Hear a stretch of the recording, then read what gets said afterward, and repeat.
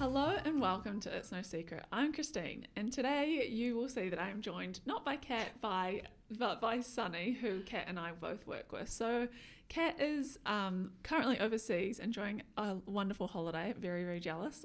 Soon I'm about to join her, which I am quite excited about. But as we near closer and closer to Christmas, we were talking amongst ourselves and we thought that it's really timely to jump on the podcast and chat about all things the cost of Christmas, and in particular, how much we feel we need to spend on Christmas presents. So that is the question that we'll be diving into a little bit deeper today. We're going to keep this episode nice and short. So laying the land a little bit, my perception is that Christmas should be a bit of a time of relaxation, not necessarily one where you are stressing about how much you spend on the presents that you buy for people, as well as like the cost of Christmas in terms of, you know, that's things like traveling to see family, dinners and like the Christmas lunch and breakfast and dinner. Everyone does it differently. We do Christmas dinner on Christmas Eve. Yeah. What do you do? We do usually like a Christmas lunch. Well, the last few years we have, because I now have a child who can't stay up past like 8 p.m. Oh yeah, nice. Or he just starts freaking out. So it's like it has to be lunch or Yeah. nothing's going to happen and everyone's just going to be like stressed out. So usually lunch. Yeah. I'd And say. do you do a breakfast too? Not really. No. Yeah. Oh, Well, the last two Christmases we hosted and that was just like cooking from the crack of dawn. So there was no breakfast. And yeah, usually just like a lunch thing. Oh which yeah. is Nice. Quite nice. Quite a Quite chill. quintessential Kiwi Christmas day, Yeah. sounds like. Yeah, in my household we do, this is such a tangent from presents, but we'll come back in a second. We're like a short episode, but it's going to be like an hour long. Yeah. We actually celebrate on Christmas Eve because we're, well, I'm half Danish, so that's quite, I think it's quite classic European. So we do one big dinner and then in Christmas Day, we actually don't really even do much. We open all of our presents and things on Christmas Eve, yeah. So that's a bit of fun background. But how this episode came about in the conversation was that over the weekend, actually Stuff published an article with some stats around how much Kiwis are spending around their Christmas gifts.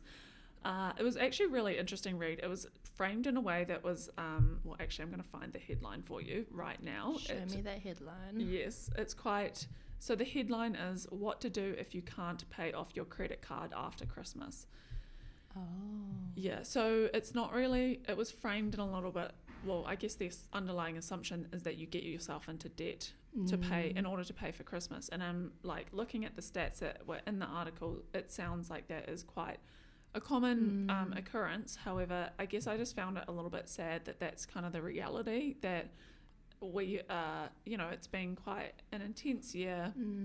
It's not exactly cheap to live with the cost of living rising so heavily, and now, you know, that's how we're paying for what should be a relaxing time. So I guess to touch on some of the stats, in a recent survey, I believe it was from the Financial Advice New Zealand, but it doesn't say explicitly in the article, the average expected spend on gifts in New Zealand is $623, with women saying they expect to spend $566 and men $712. Oh. Does that surprise you? I thought women would be spending more. Spending more? Or like, I feel like they're just expected to buy for like the family and for kids and things, but maybe men are just buying their women lots of gifts. Yeah. Yeah, I mean, that's not a bad call. Yeah, I mean, that's a good point, actually. That's a very good point. Yeah. Like, what are the men buying? Or who All does these the gifts? who does the bulk of the shopping for the Yes. family? Yeah. So I guess also digging deeper into those numbers, it was people between the ages of 35 to 44 expected to spend more on gifts than other age group at $776, so roughly $50 more than the average of men, while for those over 55 it was $445. So also general sentiments, 60% of people feel stressed about the cost of Christmas. For women it's 70%, so 70% of us, despite also spending less. Comparatively to 48.8% of men say they're feeling stressed about the cost of Christmas. Interesting.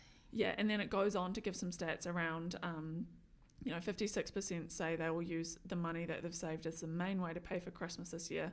37% will either use a credit card or buy now, pay later, which is 20% will use buy now, pay later, and 70% will use some type of service like that.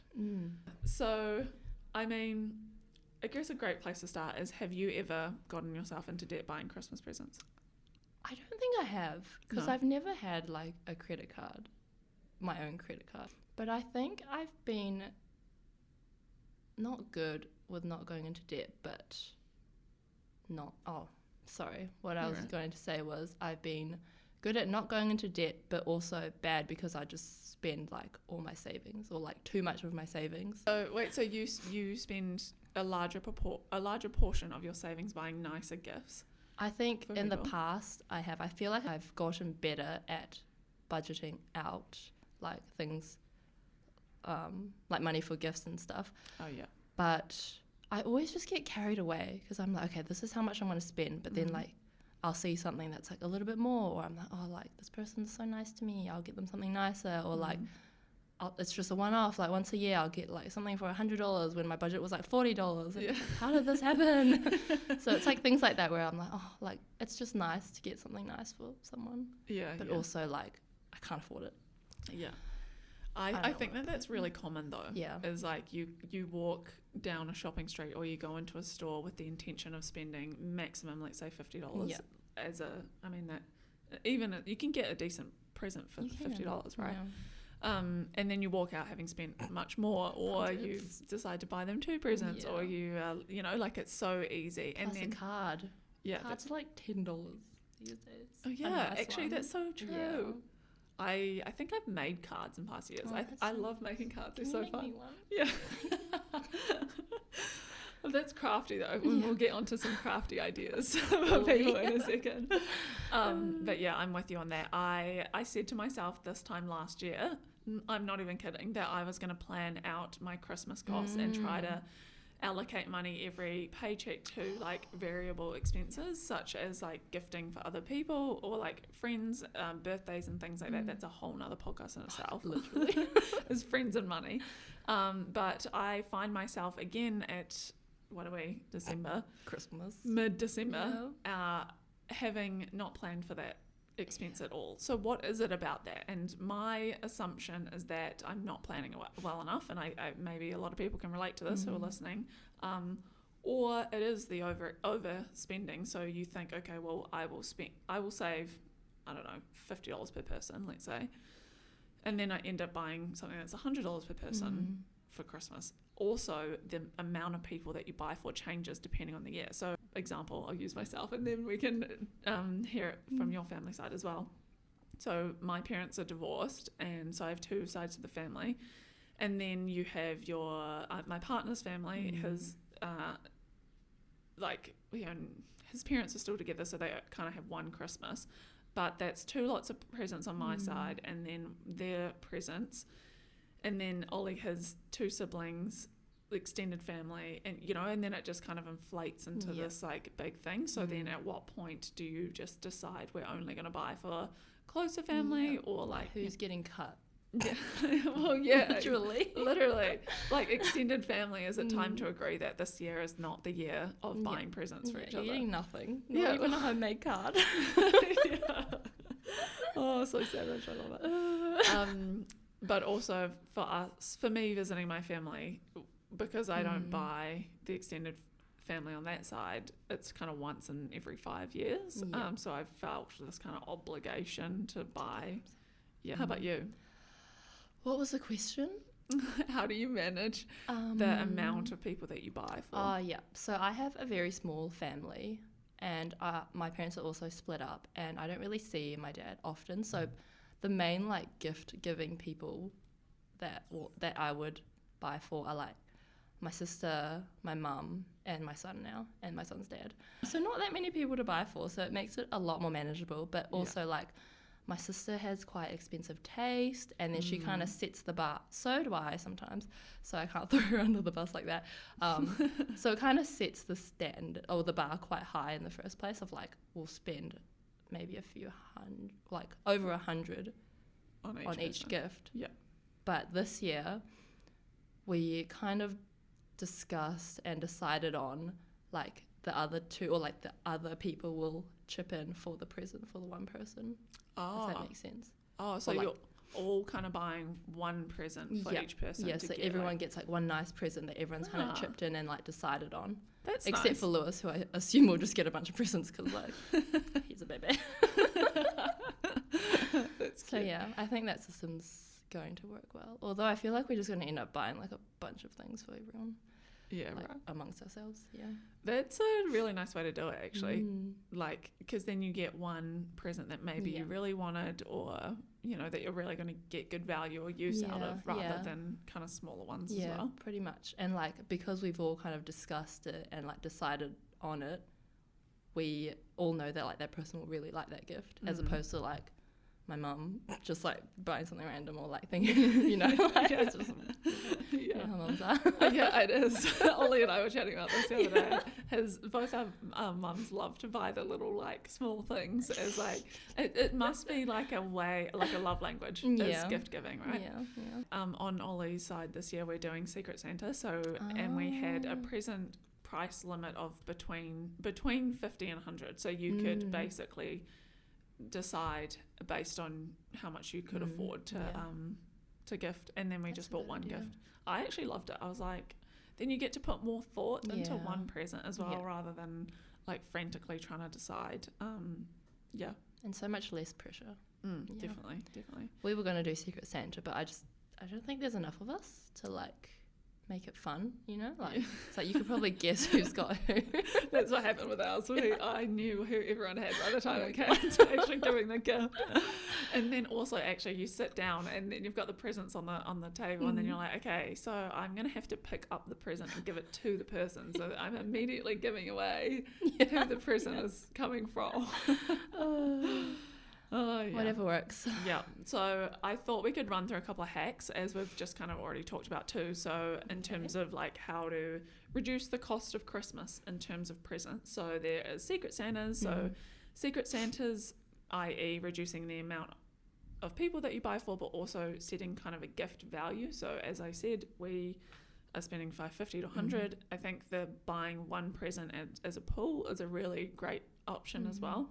There's also things such as being really disorganized. So disorganized or organized? Well, disadvantages to being disorganized. So if you are really organized, and I'm proud to say that I actually was this year, and you can take advantage of sales ahead of Christmas, or you can buy things throughout the year when there are other sales that pop up. So for things like Black Friday and what other, like, I don't know, Easter, just the random sales, Labor weekend, Labor week, yeah. Why don't like, you what other sales? Halloween. Literally. Yeah, get your Christmas just tree. Capitalize on all the holidays. Yeah, but I honestly think that would save you money and add up over time. Then there's getting crafty with gift making or gift giving, really. So we did actually poll on our Instagram how people are kind of managing that cost, and a lot of the responses were Secret Santa, but also like having like thriftmas is what it was called. So like giving recycled or pre-loved rather gifts, like or that you've pre-loved or that you've gone out to like a thrift store, either or. Which I think is a great way to do it, because then also you might love something, or you might actually you could re-gift your Christmas from Christmas presents from last Christmas. Just not to the same person. Just don't make sure you know who it was from. But that's a great way to do it. And then there's giving the gift of time, or like things like that. So I feel like the classic one is writing like the vouchers. The massage and the lawn mowing and the cleaning and that kind of thing. That's or a good one. babysitting for people. Yes, please. I would love that. So if any babysitters are in the market, you know where Sunny is. Another tip for kids is that you could take the money that you had planned to buy a gift for them, or you could reduce that money and invest it on their behalf. So if you wanted to set them up for a brighter financial future, or just do something a little bit different that maybe they'll thank you for later. I guess so. Yeah. But also, like, kids want a present. Yeah, they do. Yeah. But- and I feel like the investing part, that should be a habit, not like a one-off only for Christmas thing, right? That's true. Yes. Yeah, true. However, you can use it as a Kickstarter to get them started. Yeah, you can, yeah. I do also think it's a little bit situational, because if you are, let's say, a couple buying for one kid, then if you're not giving them anything at all but you're investing that money, then they're not going to have any toys, let's say. However, if it's like you're buying in a family setting and they already have, like, you know that they're getting gifts in other ways from other people, then perhaps that could be, you know, a substitute for that. Yeah, like, sorry, Santa didn't bring presents. Yeah. You just put money in your... Or he bought it account. from everyone else except me. Yeah.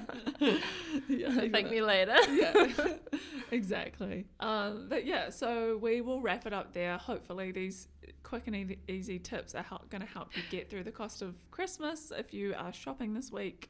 But otherwise, Merry Christmas, and thanks for listening to the new season of the podcast so far. We hope you have a wonderful Christmas and holiday with your friends and family, and we will see you in the new year.